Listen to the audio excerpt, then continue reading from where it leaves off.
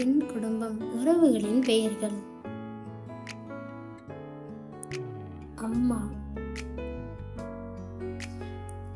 அப்பா,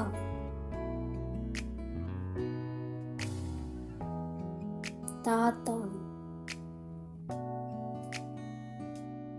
பாட்டி, அண்ணன்,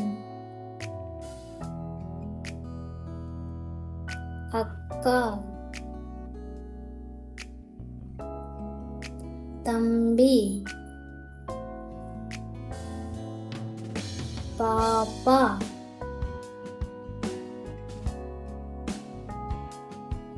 மாமா, அத்தை.